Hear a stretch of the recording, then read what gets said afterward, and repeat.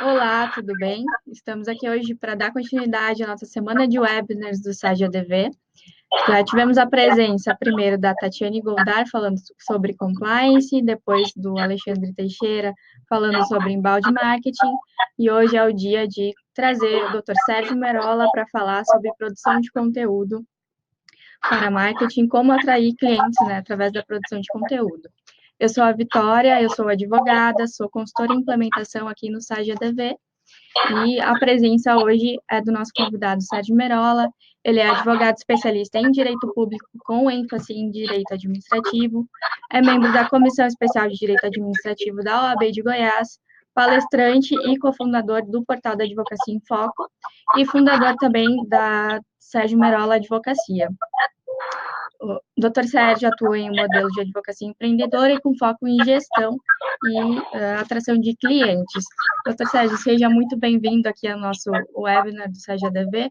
Fiz uma breve introdução aqui do seu currículo, mas se puder se apresentar aqui um pouquinho melhor e contar para a gente sua trajetória. Oi, Vitória. Muito obrigado pelo convite, muito obrigado pela disponibilidade, esse espaço oportunizado pela SAGE ADV. É um portal muito bacana, do qual sou colunista também, e a gente sabe da importância do trabalho que o SAGE vem fazendo nesse campo do empreendedorismo jurídico, que é uma área que está numa crescente, é uma necessidade do mercado hoje da advocacia, e realmente vocês são parceiros que estão dando muita ênfase, uma ênfase bacana, estratégica, que potencializa o alcance do advogado através da publicação de conteúdos. Então, agradeço essa oportunidade. Eu atuo nessa área de empreendedorismo, né? Eu fiz muito mais pela necessidade no primeiro momento do que por uma questão de objetivo pessoal. Eu percebi que eu precisava, então, me aperfeiçoar na questão do marketing, do empreendedorismo e da inovação na advocacia para conquistar algum espaço, já que hoje nós estamos diante de 1.300.000 advogados, né? O Brasil forma mais estudantes, bacharéis de direito do que qualquer outro país do mundo. Então, daí surgiu a questão do portal da Advocacia em Foco, que todo mundo nos questiona. Eu conheci o Advocacia em Foco bem antes mesmo de me tornar sócio. É uma empresa de consultoria, cujo fundador é o Ricardo Orsini, que já trabalha nessa área de marketing para advogados desde 2012.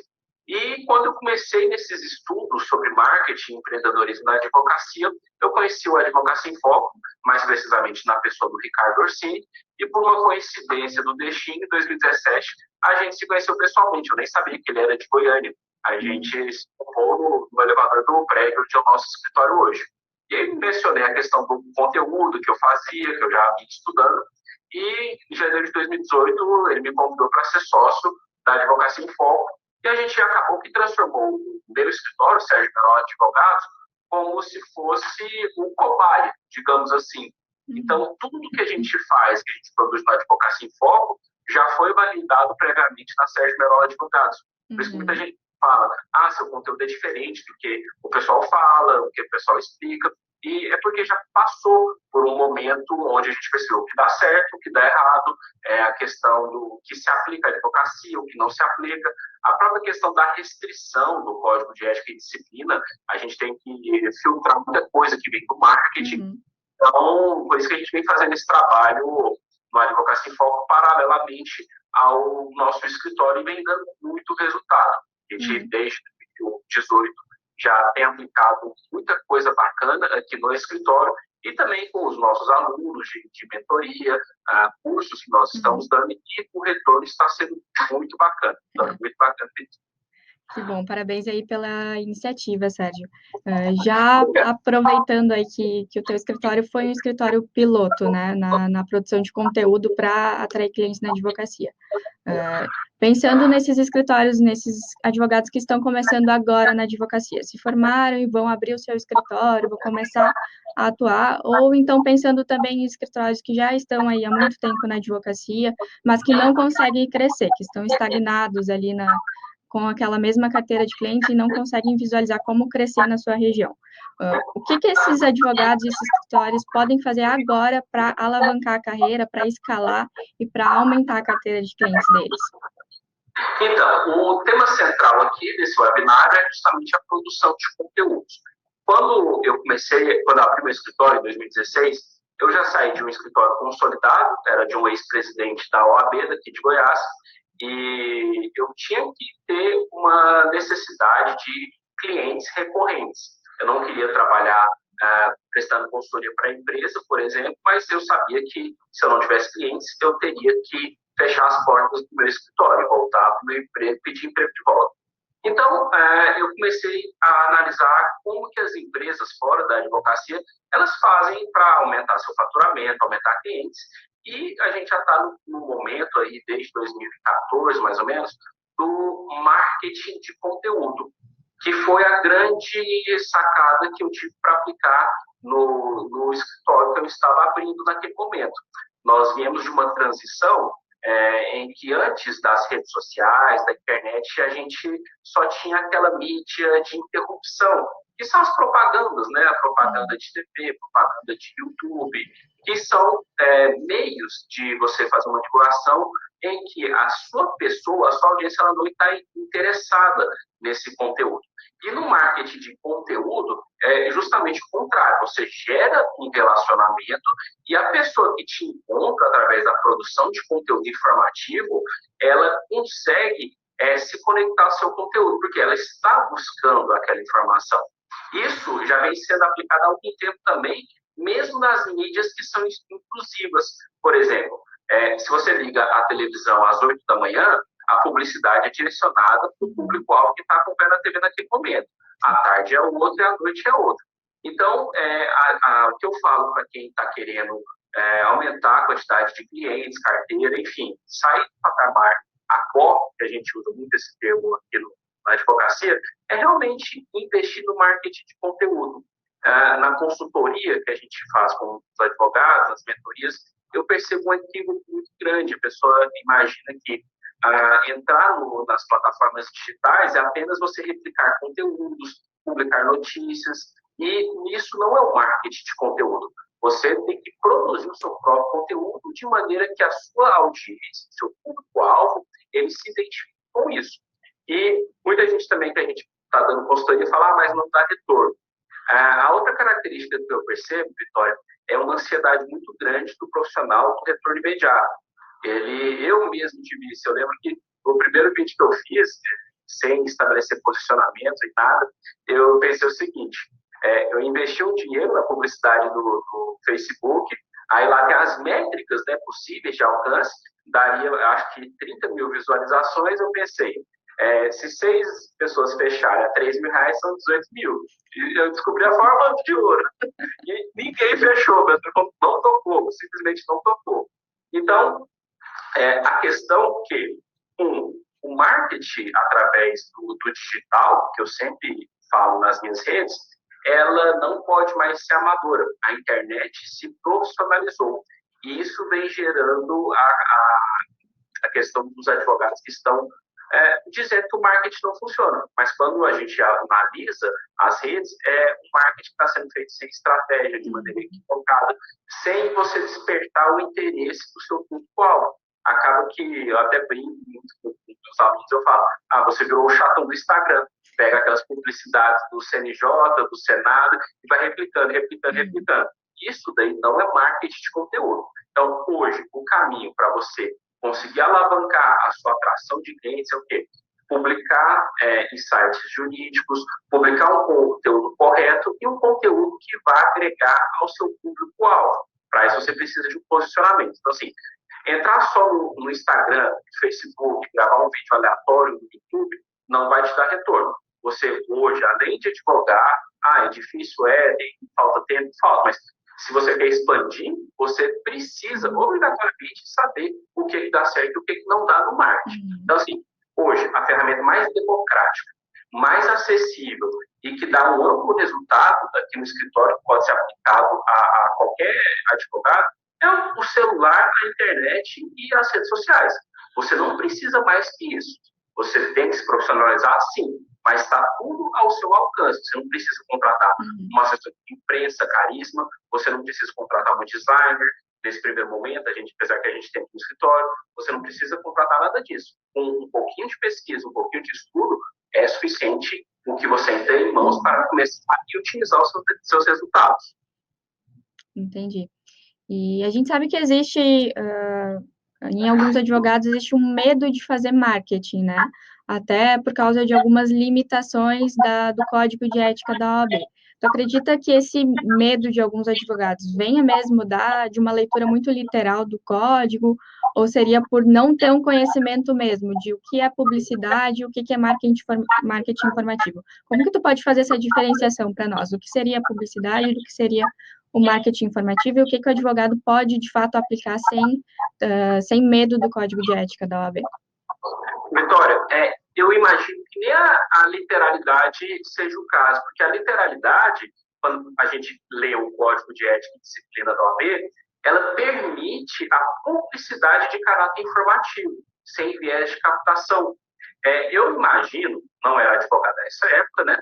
Mas eu imagino que quando nós não tínhamos esse acesso às redes sociais, a essas mídias, aquele artigo, que eu não estou lembrado qual é exatamente, mas que fala da publicidade, ele fazia algum sentido, porque hoje não faz. Hoje está escrito que é permitido a produção de conteúdo de caráter informativo, e você tem dezenas, talvez centenas de redes que você pode fazer isso bem feito, dentro dos limites do Código de Ética e Disciplina do OAB. Só que, pelo menos o que eu venho conversando com os nossos alunos é o quê? Eles vêm de uma escola tradicional, com professores tradicionais, trabalharam em escritórios tradicionais, que cresceram com esse enraizamento dessa informação, que o marketing é vedado na advocacia. E acaba que aquela mentira dita 1000 vezes vira uma verdade absoluta. Só que ninguém parece que está disposto a ler o Código de Ética. Poxa, o que fala aqui? E está muito expresso. E eu estava comentando com o Ricardo esses dias, que eu achei sensacional, quando eu estava estudando até a questão desse marketing de interrupção, fazendo essa comparação com o marketing de relacionamento, de conteúdo. Porque o código, ele se antecipou à nossa tendência de hoje.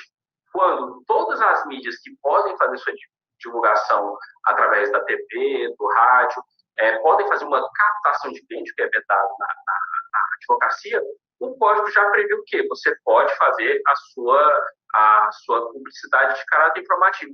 E essa é a mais efetiva. E não só mais na advocacia, é em todos os meios. Hoje a gente vê Instagram de lojas que o foco está no relacionamento com o cliente. Por exemplo, se é um restaurante, vai ter conteúdo te ensinando a fazer receitas, ou mesmo para lavar a louça mais rápido. São conteúdos que engajam a sua audiência. Hoje, se você tentar vender de imediato, sem construir um relacionamento, você não vende. E esses princípios têm que ser aplicados. Está passando um helicóptero aqui do lado, não sei se está pegando. Tem um heliporto aqui no prédio, às vezes quando acontece isso. Mas essas questões devem ser avaliadas com a possibilidade de aplicação na advocacia. E eu acho genial que o código já previu lá atrás a publicidade informativa, que hoje é adaptada e utilizada por todos os mercados. Então, assim, é um mito falar que o advogado não pode se expor, não pode fazer publicações. O que não pode, que eu sempre deixo com ressalvas, é aquela informação que você está tentando captar o cliente. Por exemplo, você fala de um problema, você cita algumas informações relevantes e ao final você coloca: para saber mais sobre o assunto, entre em contato no e-mail tal, no telefone tal. Isso, de fato, não pode. Mas você pode fazer um artigo de forma extremamente completa, falando do problema, da solução, de como vem decidido nos tribunais, e isso vai gerar a sua audiência, a sua autoridade e dar retorno. Então, assim, não existe essa que o código veda. Ele veda dentro dos limites, e é uma coisa que também seria muito ruim. Imagina, você está lá passando no canal da TV e aparece eu falando: vem aqui no meu escritório, eu vou resolver o seu problema. Primeiro, a pessoa nem está precisando de um advogado.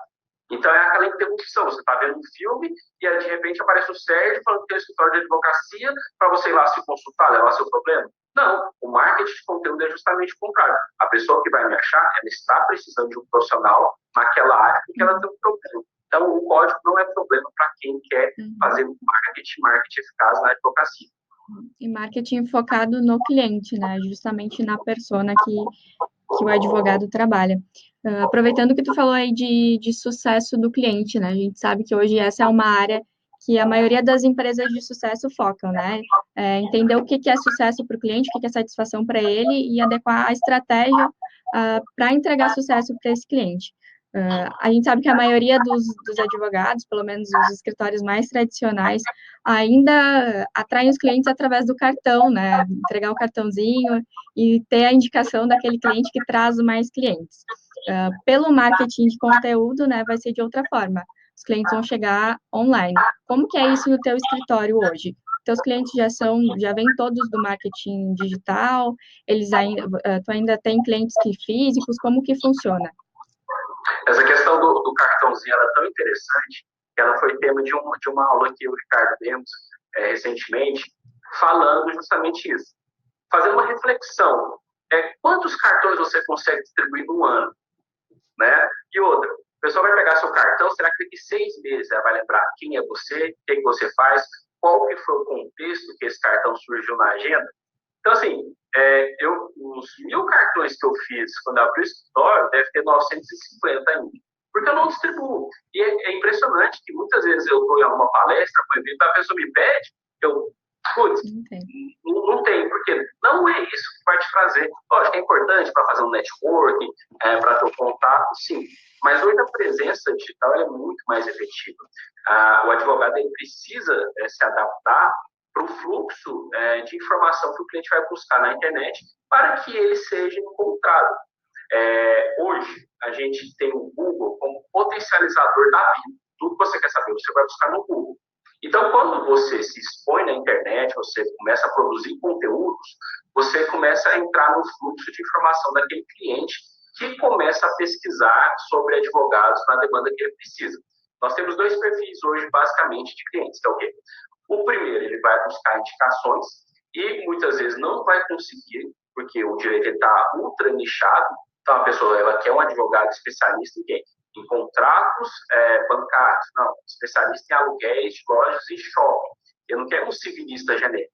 Então, muitas vezes não vai ter essa indicação e ele vai para o Google. A partir do momento que ele foi para o Google, se a presença digital daquele advogado for suficiente para trazer a confiança na reputação dele, há muitas chances do cliente fazer um primeiro contato. E no primeiro contato é o que você precisa para conquistar aquele cliente. Hoje no escritório, na verdade sempre, né, como eu me propus desde o início a fazer o marketing como uma ferramenta de atuação de clientes, nós temos um fluxo muito bem definido, que é o quê? A produção de conteúdos que não são voltados para a comunidade jurídica, eles são voltados para o cliente. Com isso, eu tenho que ter um cuidado com a linguagem que eu vou utilizar nos artigos, porque senão também eu só esperar passar o helicóptero. Acontece. A questão da linguagem é uma questão muito delicada, porque se você traz palavras que não são da rotina, do contexto do seu público-alvo, da sua persona, você causa o que a gente chama tecnicamente no marketing de ruídos. E por que são ruídos? Depois eu fui procurar para saber o que é. Nós temos, mesmo na leitura que você não está expressando verbalmente, a mania de pensar como se a gente estivesse falando. Então, se você lê uma palavra em um texto fora da sua rotina, isso vira um ruído na sua mente. Então, você tende a transformar aquele texto em algo truncado e a pessoa pode ser que ela se afaste do seu texto, ela saia da sua página. Então, aqui no escritório, a gente produz 100% dos artigos focados no cliente. Isso representa o quê? São artigos com sentenças simples, são artigos que eu não uso termos jurídicos, e mesmo algum termo que não seja jurídico, mas ele seja muito complexo, uma palavra que não seja usual, a gente também retira dos artigos. Além disso, a gente faz um estudo que a gente chama de persona. Por exemplo, a gente tem no escritório um posicionamento focado em servidores públicos que respondem em processos disciplinares. Com a avaliação que eu fui fazendo dos casos e conversando com meus próprios clientes, eu verifiquei quais são os principais medos, que a gente chama de dor deles. E você começa a perceber um padrão do que eles sentem. E no meu caso aqui foi muito perseguição.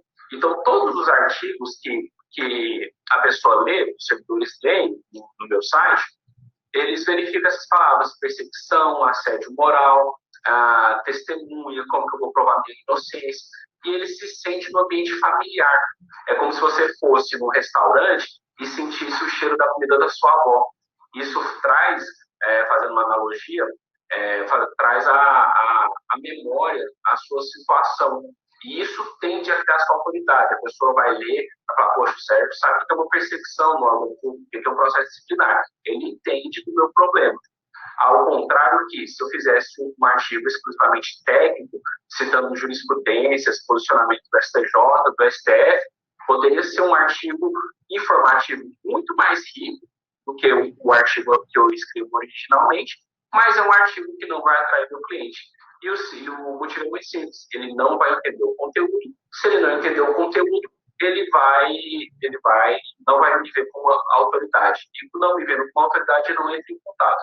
Então, hoje a gente produz o conteúdo. No próprio site tem a facilidade de entrar em contato, tanto por telefone, e-mail, WhatsApp, e também no Google, quando ele joga meu nome, Sérgio Melhor Advogado, no Google My Business, a gente fez a página que já tem todos os meios para entrar em contato. Então, basicamente, esse é o fluxo do escritório: produção de conteúdo, o cliente busca no Google e encontrou a gente, ele entra em contato. Hoje em dia, a gente tem muitos escritórios que trabalham com todas as áreas do direito, né? Isso é uma necessidade até que alguns advogados têm no início da carreira para pegar experiência, ou até por não ter bem definido ainda qual é a área que ele quer trabalhar, enfim, acaba atuando com toda e qualquer área, qualquer processo que apareça. No marketing de conteúdo, é assim também? É melhor se especializar? Como que funciona para definir a área, a persona? Pode explicar um pouquinho melhor para a gente? Certo. Quando começamos a sociedade, o Ricardo, isso daí foi um tema central. E sempre é aplicado à advocacia, que traz muitas particularidades. Então, o que a gente percebeu? O cliente está buscando um profissional cada vez mais especializado. Ele quer um profissional que sabe resolver sobre o aluguel dele. Ele quer um profissional que entenda de testamento, enfim. Ele não está buscando mais um civilista. Até escrevi um artigo que deu muita reflexão, que é o quê? Ser civilista não adianta mais, justamente por causa desses desdobramentos. Então, a questão da persona, quanto mais você especificar essa persona, quem é a principal pessoa envolvida no seu artigo, mais rápido você vai construir a sua autoridade. Tá? Esse é o primeiro momento e é o que eu recomendo para todo mundo que está tanto começando na advocacia, quanto para aqueles que estão com o objetivo de aumentar o faturamento de maneira mais rápida. Por quê? Pensa comigo. Eu gosto muito de fazer análise com a medicina. Se você está com um problema nas costas, e é um problema grave, que você vai precisar fazer uma cirurgia delicada, e aí você vai buscar alguns médicos na internet e acha um médico bam, uma qualificação inquestionável, e aí você vai entrar no site dele, só tem vídeo e artigo, apesar de ser ortopedista, ele só fala de joelho. Será que você sentiria confiança de fazer uma cirurgia com ele, que pode te deixar numa cadeira de rodas, se ele só fala de joelho? Veja, ele é ortopedista, tem um currículo bacana, só que ele não fala de costas, ele está falando de joelho. E a mesma coisa na advocacia. E tem que ser feito um trabalho muito minucioso, Vitória, para analisar a rentabilidade de você focar no nicho daquela pessoa. Por exemplo, eu sempre atuei com direito administrativo. Só que eu fiz um estudo junto com o Ricardo, o que eu poderia focar para criar autoridade rápido e numa persona que tenha demandas. Foi onde a gente chegou ao servidor público que responde processo disciplinar. Eu foquei nessa persona específica, que não é só o servidor, é o servidor respondendo processo disciplinar. Esse é o primeiro ponto. Quando você produz muito conteúdo e conteúdo de qualidade, focado nisso, eu tenho um problema específico, uma persona específica. Isso gera a sua autoridade muito mais rápido. Porque se eu falasse, por exemplo, de todos os assuntos envolvendo o servidor público, vou falar de licença, vou falar de gratificação, vou falar de venda de férias, vou falar de aposentadoria. Por quê? É aquela questão do joelho, que você precisa dar a cirurgia nas costas. E o que eu sempre percebo com os nossos alunos: Isso não significa área de atuação. Por exemplo, no meu caso, eu sou administrativista, né? Só que eu não produzo conteúdo de tudo sobre direito administrativo. Eu foquei nesse primeiro momento no servidor público e, para expandir pela necessidade também de você ampliar seus negócios, o advogado, depois que ele criou uma autoridade desse nicho, já está rodando, já está tendo clientes, ele pode se expandir. Qual é a cautela que tem que ter para não trazer confusão para a sua audiência? Tem que ser áreas correlatas, pessoas que não tenham atrito entre si, de maneira que sua audiência não vai perder a sua autoridade vendo um outro conteúdo. Então, por exemplo, eu produzo muito conteúdo de concursos públicos. Aliás, semana passada, eu tive um cliente que fechou, um cliente do Rio de Janeiro, que veio através de um artigo que eu publiquei do SAGE, artigo de concurso público. Então, assim, a pessoa, por exemplo, viu lá 10 artigos meus sobre PAD. Se ele viu também um de concurso público, não vai perder minha identidade, minha especialização. Ele sabe que aquilo lá é direito administrativo, e ele sabe que antes de virar servidor, ele fez um concurso público. Então, não são áreas que se repelem. Outro ponto, no começo do ano a gente contratou uma advogada nova, especialista em direito administrativo, que atua basicamente com licitações. E por coincidência da vinda dela, veio uma causa envolvendo servidores públicos e licitações. Então, são áreas também afins, são áreas comuns, também inerente ao direito administrativo. E a gente começou a fazer o estudo da persona, da dor, e a gente conseguiu trazer esse conteúdo também. Um conteúdo de licitação, de servidor, e respondendo PAD, e também de concurso público. Então, assim, sempre que você for trabalhar a persona, a produção de conteúdos, o que a gente sugere, o que a gente indica, é começar com um só, até criar a sua autoridade, que não é imediata, você precisa de uma consistência na produção de conteúdo, sempre também trazendo problema na visão do seu público-alvo. Por exemplo, eu dou alguns treinamentos para alguns públicos, para comissões processantes. O que eu falo para eles é uma coisa, porque o interesse deles é fazer um procedimento disciplinar que não vai ter nenhum tipo de unidade e que vai conseguir resolver a demanda. E quando eu vou publicar para o meu público-alvo, o servidor público, o interesse dele é provar sua inocência para ele não perder o cargo. Então, são assuntos diferentes que eu for abordar. Então, a dica é, foque primeiro numa persona só. Isso não significa área de atuação. Faça um estudo de mercado para ver se existe um volume suficiente nesse nicho que você vai atuar, de maneira que seja sustentável você produzir conteúdos e ter retorno quanto a isso. A partir do momento que você fez a sua autoridade ali, que você está tendo demandas recorrentes e quiser expandir, às vezes a pessoa não quer expandir, expanda com áreas que não se repelem, com áreas que tenham um relacionamento entre si, porque você consegue manter sua autoridade e cresce a autoridade na outra pessoa. A dica é essa. Legal, agora eu vou te pedir mais uma dica. Pensando eu como advogada, vou iniciar o meu marketing agora, nesse instante. O que eu preciso fazer? Eu crio um blog, eu crio um Instagram, um Facebook, um LinkedIn. O que eu posso fazer sozinha, sem contratar ninguém, ou sem contratar uma consultoria inicialmente? O que eu posso fazer para iniciar o meu marketing hoje? Tá, eu vou partir do pressuposto também do investimento mínimo. Hoje existem sites jurídicos que você pode publicar gratuitamente. Por exemplo, o Jus Brasil. O Jus Brasil, as pessoas negligenciam ele, só que ele tem uma força muito grande, que é o teu tráfego. Eles têm 1.200.000 acessos por dia. Então, assim, o advogado que no primeiro momento não tem condições de fazer um blog, utilizar com as ferramentas corretas, ele pode perfeitamente abrir um perfil pessoal, como advogado, né, no Jus Brasil, colocar suas informações, o seu currículo, o número de telefone, e-mail, e publicar os seus artigos por lá. Quando ele tiver condições, o que a gente recomenda é o quê? Que ele faça também um blog ou um site, sempre em WordPress, porque é o que melhora o posicionamento do Google, né? E hoje, com a facilidade do celular também, além do WordPress, tem que ser pensado em mobile first, que é a tecnologia que ele é desenhado primeiro pensando no celular. Sobre redes sociais, esses dias eu fiz uma live também falando sobre o Instagram, porque o Instagram é a rede do momento. E acaba que muita gente pensa que ele vai ser uma ferramenta efetiva de atração de clientes.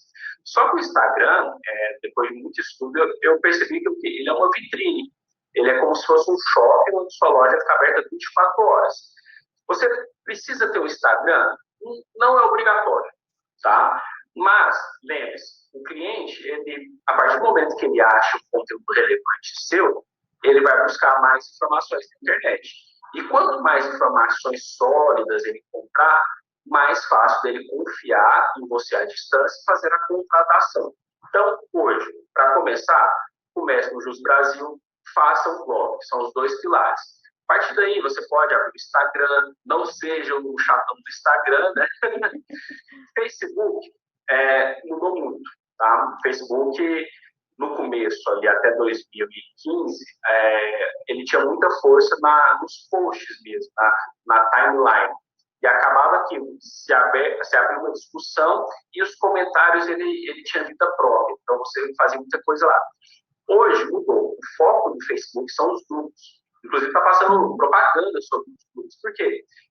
Ninguém olha mais a timeline, só que o Facebook ele tem a capacidade de interação muito maior do que o Instagram, porque tem facilidade de comunicação e etc. Então, se você tem uma persona definida, por exemplo, no meu caso, eu entro em muitos grupos de servidores públicos, sindicatos, e eu publico meus conteúdos lá. E geralmente dá muito retorno, porque são assuntos de interesse deles. Então, se tiver no Facebook alguma coisa, algum grupo que seja relevante para a sua persona, também é uma boa estratégia. Fora isso, o pessoal está falando, mas tem agora o Pinterest, e também o TikTok, que eu nem sei quem faz esse TikTok, mas não tem relevância, Vitória. Você tem que partir do pressuposto que o cliente faz busca no Google. O Google você vai aparecer Jus Brasil, seu blog, YouTube, tem muito. Olha que curioso. Um colega meu entusiasta do marketing, ele é previdenciarista. Eu falou, Sérgio, o meu conteúdo que traz mais retorno é o vídeo no Facebook e legendado. Por quê? Muitas pessoas do meu grupo, eles não escutam direito e eles não usam aparelho. Então, tem que legendar e eles estão lá no Facebook. Então, tem que ser feita toda essa análise. Mas, via de regra, você pode começar sem ter que gastar com o blog. Você pode fazer um perfil aí no Brasil que te atende perfeitamente. Legal. E além de escrever para os teus clientes, tu também escreve para alguns blogs jurídicos. Aqui o Sage ADV também, tu é um dos nossos colunistas, né? Vale a pena escrever também para sites jurídicos, escrever conteúdos jurídicos, isso ajuda a criar a autoridade do advogado? E tem uma questão específica que é o quê?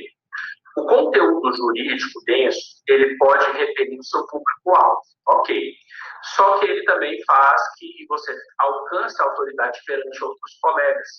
Então, por exemplo, nós tivemos uma demanda, acho que foi no começo do ano, um advogado de Pernambuco entrou em contato conosco para dar um suporte num PAD que ele estava defendendo o cliente dele. E ele viu através de artigos mais densos, né? Acho que foi um artigo que eu falei sobre interceptação telefônica em processo disciplinar. Acho que está até no site, acho que foi no site esse artigo. E através daquele artigo, ele viu que a situação se aproximava muito da que ele estava fazendo e ele nos contratou só para dar esse suporte. A gente fez um suporte remoto e tudo, deu uma quantia legal de honorários, então é importante sim, lógico. O foco nosso é sempre produzir para o cliente, Só que você precisa também construir a sua reputação, a sua imagem perante a comunidade jurídica. Nesse ponto, os sites jurídicos, o site, que eu mando sempre artigos mais técnicos, tem esse papel de construir a reputação. Até porque, por exemplo, nessa área de parte, não tem muitos advogados. E sempre surge algum colega para tirar alguma dúvida, fazer alguma parceria. Então, tem relevância e o outro motivo é o quê? A questão da presença digital. Hoje, aqui no escritório, nós já temos aí quase 100% dos clientes contratando pela internet, só que tudo é um trabalho de existência digital. A pessoa que ela lê só um artigo, se ela fosse jogar lá Sérgio Merola advogado e não encontrasse nada no Google, pouco provável que ela teria disponibilidade de me contratar à distância. Agora, a partir do momento que ela faz uma pesquisa, ela encontra meu site, encontra o blog, vê que eu sou colunista no site, vê minhas redes sociais, ela pensa, isso aqui não é um golpe, certo, existe, e já começa a trazer essa confiança. Então, a presença digital é relevante e quanto mais parceiros você tiver nesse sentido, vai te ajudar com certeza, seja para publicar artigo direcionado para o público-alvo, seja para publicar artigo mais denso para a comunidade jurídica. Legal. Já nos deu aqui algumas dicas de como começar, por quais meios começar o marketing jurídico, mas também como definir, né, qual o formato do meu conteúdo, se vai ser um vídeo, se vai ser um artigo, se vai ser um post na rede social. Como, na hora que eu for produzir esse conteúdo, o que eu preciso observar, o que eu preciso fazer na hora de produzir o conteúdo, para que eu consiga alcançar exatamente aquela pessoa que eu preciso. Existe alguma técnica ou alguma questão mesmo do marketing que eu possa aplicar na produção do meu conteúdo para ele alcançar a pessoa que eu quero? A gente trabalha muito com teste AB, que é uma nomenclatura de marketing. Opa, desculpa, chutei aqui o pedestal. Que é uma técnica de marketing para saber o que converte mais, o que engaja mais. Então, por exemplo, eu não tinha essa noção de que, igual meu colega previdenciarista falou, que o vídeo dele bombava no Facebook e tinha que ser legendado. E aí ele me explicou o porquê. E no meu caso, o meu público-alvo é um público muito pesquisador. É um público que, eu passei no concurso, então eu tenho capacidade de entender as coisas. Eu percebi que eles fazem essa pesquisa, geralmente quando eles estão no próprio órgão público, então não pode assistir vídeo com áudio, e ele prefere realmente o texto, porque vamos supor que aconteceu alguma coisa, ele dá um alt tab ali e voltou para a tela dele, tá? Então, para você fazer um conteúdo que vai engajar o seu cliente, primeiro, questão de identificar qual que é a dor do cliente. E quando eu fui começar a produzir conteúdos para a PAD, a gente não tem um material robusto sobre PAD, são poucos livros, são poucos cursos, sempre é mais focado em licitações, quando a gente fala de direito administrativo. Eu senti essa dificuldade. O que eu fiz? Fui estudar através de publicações dos tribunais. Eu olhava, por exemplo, eu quero saber o que gera mais unidade de empates. Eu jogava no Google, achava os assuntos, tem o número do processo, hoje quase que 100% dos processos eles são digitalizados, entrava no site do tribunal e tinha acesso. E eu não lia somente a sentença ou acórdão. Por quê? A dor do cliente vai estar na inicial e vai estar lá nos fatos, porque a história que ele vai contar para o advogado e o advogado vai tentar transmitir para o juiz. Então, eu percebi, antes mesmo de ter muitos clientes de PAD, que a dor deles estava nessa perseguição, no PAD desleal, enfim, nessa rixa interna que foi processualizada. A dica, então, é você saber qual é a dor do seu cliente e qual é o conteúdo que converte mais. E muita gente fala, Sérgio, mas como é que eu vou chegar em pessoas que eu nem conheço para saber qual que é essa dor? Então, gente, o que a pessoa gosta quando ela está com problema é conversar sobre o problema dela.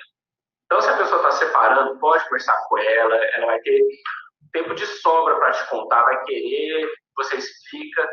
Todas as áreas, mesmo o empresário, que é um público mais ocupado, você consegue ali, mesmo que não seja talvez presencialmente, mas um pai de um amigo, um colega, 10 minutos de conversa que vai expor, eu tenho medo do risco trabalhista, não, eu tenho medo de levar calote dos fornecedores, de ações do PROCON, enfim, descobrir a dor e utilizar as plataformas estratégicas para atrair seu cliente. Além do que, a gente tem uma técnica chamada SEO, e esse SEO que vai posicionar bem o seu artigo no Google. Mas o meu é vídeo, ok, mas você tem como colocar um textinho ali no YouTube que também vai ser utilizado no Google.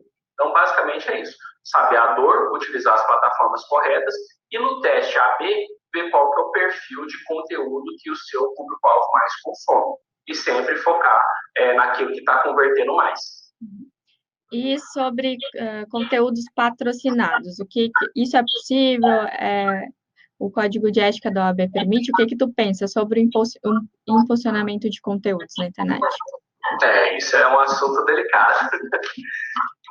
Tem muitos jurisdicionais da OAB que estão permitindo e outras não. Aqui em Goiás, por exemplo, o entendimento deles, através de uma consulta do Tribunal Judiciário, é que não pode ser feito.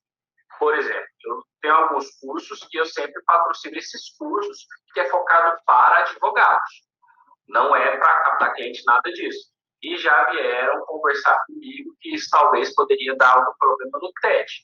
Eu fui analisar a consulta, peguei, né, a consulta completa e eu vi, gente, nenhum vazamento dessa consulta se aplica a essa vedação, porque se você for vedar um curso para advogados, você tem que tirar o patrocínio de cursos de pós-graduação, de aperfeiçoamento, enfim, tudo isso. Mas é fato que cada regional tem o seu entendimento. Brasília acho que também não está permitindo, São Paulo já permite, e eu acredito que é uma situação, Vitória, que ela é complemento da televisão. Por quê? Apesar do que no digital você consegue direcionar o seu conteúdo, eventualmente vai pegar pessoas que não estão interessadas. E sendo o seu conteúdo ruim, aquela publicidade que não vai agregar nada, vai ser indiferente. Você pode colocar R$ 1 milhão em publicidade que não vai te trazer retorno. Então, assim, na minha opinião, tem que ser liberado. Eu acho que sim. Eu acredito que seria muito benéfico isso. E eu penso que existem outros meios que a OAB às vezes faz vistas grossas, que é uma reserva de mercado, por exemplo, a assessoria de imprensa. A assessoria de imprensa, muitas regiões têm um assessor de imprensa que cobra rios de dinheiro e vai conseguir colocar o advogado nos principais programas de TV, no rádio, nos jornais, nos eventos. Então, assim, se você libera esse tipo de publicidade, ou pelo menos faz vistas grossas, por que você vai tampar um anúncio patrocinado, né? Eu acho que fazendo um caráter informativo, isso aqui é muito bacana, tá? Muito bacana. Eu lembro que antes mesmo de ser advogado, muita coisa eu procurava no Google, não achava. E a gente precisa de informação. A gente precisa de informação relevante. Você vai ter um problema com a operadora de telefone, você vai ter um problema ali com o produto que você comprou estragado. E se você consegue fazer uma busca e achar um conteúdo relevante, isso agrega. É uma forma de democratizar a informação. Então, na minha opinião, a OAB ela tem que rever isso e tem que... O conteúdo por si só, ele filtra. Ele filtra. A pessoa que fizer uma publicidade ruim, um conteúdo ruim, ela automaticamente vai ser ignorada. É a questão do barulho. Vamos supor, tá fazendo uma construção, aí tem um barulho aqui, tá. Chega uma hora que seu ouvido automaticamente vai ignorar. O barulho vai estar aqui, tá. Só que você não escuta mais. Então, o advogado vai produzir o conteúdo ruim, a pessoa só vai começar a rolar para baixo. Ela não vai acompanhar aquilo lá. Então, eu não penso que a questão do patrocínio, da publicidade, seja algo tão temeroso como a OAB caminha. Agora, cada advogado tem que ver na sua seccional se está liberado ou não. Legal. E pensando na parte informativa aí do marketing de conteúdo, pode entrar em questão uma preocupação que é a consultoria jurídica gratuita, que essa sim é vedada pelo Código de Ética da OAB. Como que a gente pode diferenciar o marketing de conteúdo informativo da prestação do serviço jurídico daí informativo? São dois momentos, Vitória. O que eu percebi aqui no escritório é que quanto mais informação eu entrego no artigo, mais pessoas vêm até mim.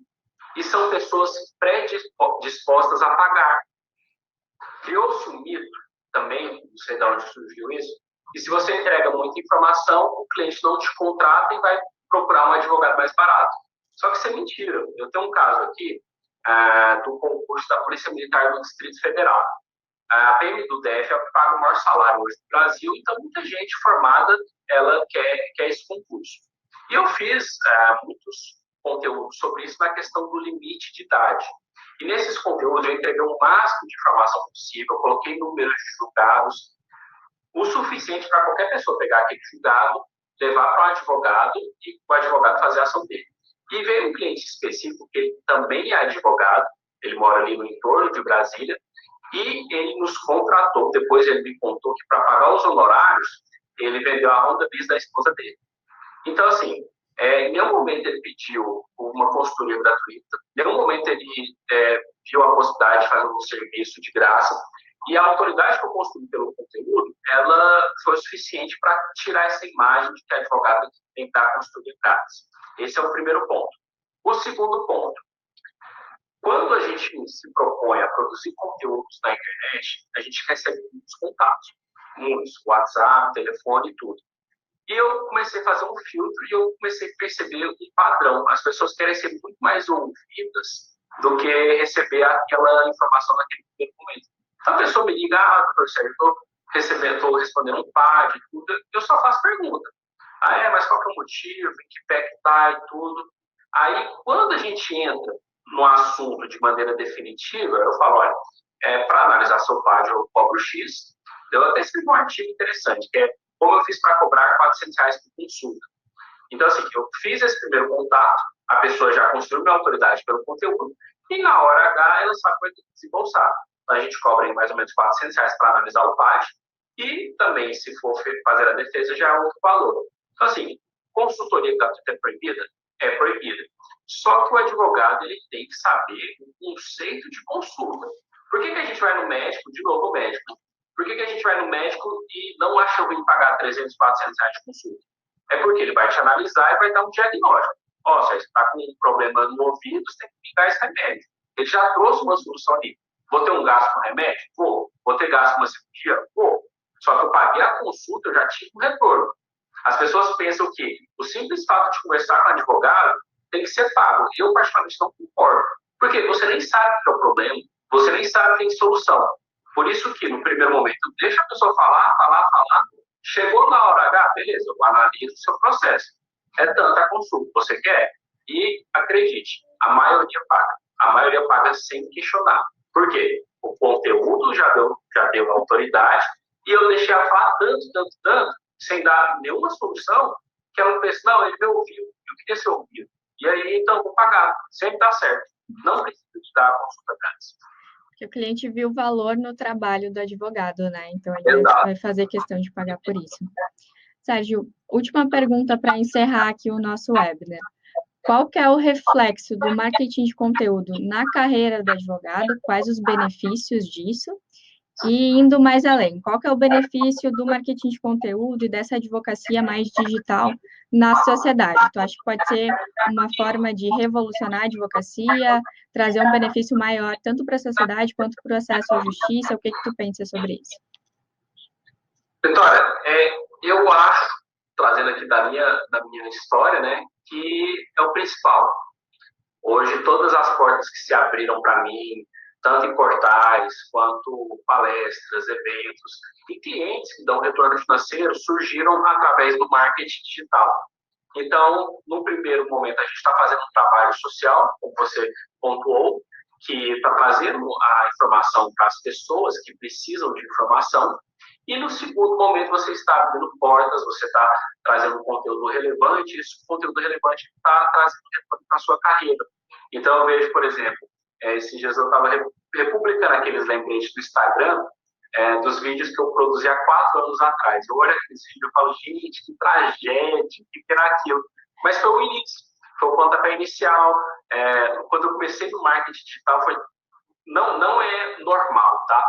Mas um pouquinho de vídeo que eu publiquei, eu recebi um convite da UFG, a Federal daqui de Goiás, para dar uma palestra. Tipo, tinha 3 meses que eu tinha começado, só que como eu não tinha cliente, a frequência era muito grande, eu estava publicando muito vídeo, muito artigo e tudo. Então, assim, hoje, todo mundo está com o celular na mão olhando para baixo. Você tem que se aproveitar disso. Você tem que aproveitar que as pessoas estão dispostas a consumir conteúdo e a pessoa que vai consumir o seu conteúdo é uma pessoa qualificada. E de um lado, você conquista clientes, do outro, você vai conseguindo ter autoridade como advogado. Hoje, o número de pessoas que entram em contato conosco para fechar negócio, para fazer parceria, é muito alto. E pessoas importantes da advocacia. Coisa que, se eu não tivesse entrado nessa era digital, provavelmente eu não teria, porque eu não ia ter dinheiro para pagar um assessor de imprensa caro, ia demorar para pegar causas relevantes. Então, assim, o digital hoje, bem feito, bem estruturado, com a estratégia correta, ele é o suficiente para alavancar a carreira de qualquer advogado. Isso eu falo abertamente. Esses dias a gente estava dando uma consultoria para um procurador de uma cidade grande, não vou revelar o nome, né, por questões de ética, E ele ganha super bem, o salário dele é lá em cima. Eu estou frustrado com a carreira de procurador, porque eu só trabalho ali na execução fiscal e tudo. Lá é permitido advogar e fizemos o teste.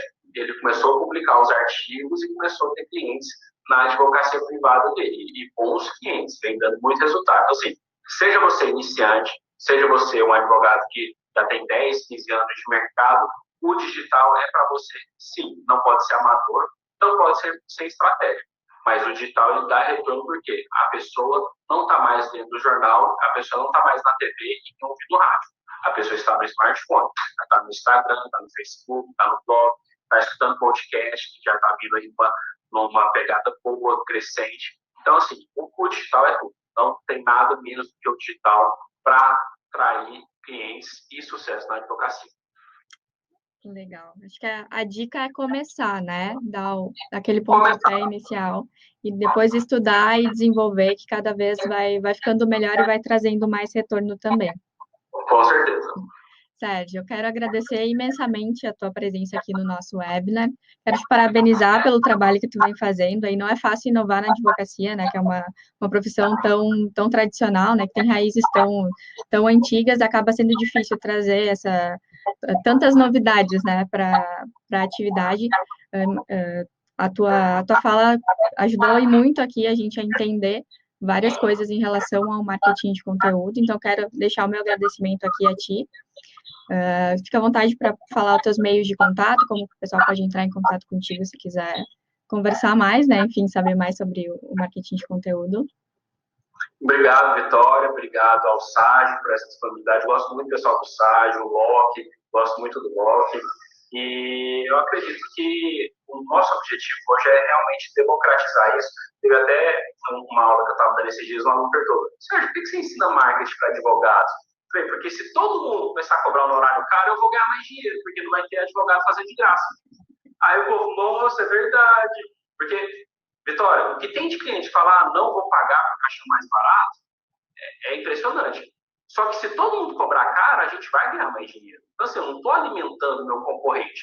Eu estou difundindo o conhecimento para você aumentar os seus honorários e, consequentemente, eu aumento o meu, eu vou ganhar mais dinheiro. Então, assim, desde setembro eu propus no meu Instagram a produzir um conteúdo exclusivamente para advogados. Então, quem quiser, é Sergio.Merola. Lá tem todos os meios de comunicação, dicas, vídeo, live, enfim. Até divulguei também aqui o nosso webinar lá. Então, lá você consegue ter acesso a todas as nossas redes, Sergio.Merola. Legal, Sérgio, muito obrigada. Eu já estou te seguindo lá no Instagram para acompanhar as novidades. Agradeço imensamente aí a tua presença e vamos encerrar o nosso webinar. Amanhã tem mais e depois continua a nossa semana de webinar. Muito obrigada pela presença de todos. Obrigado, tchau, tchau. Tchau.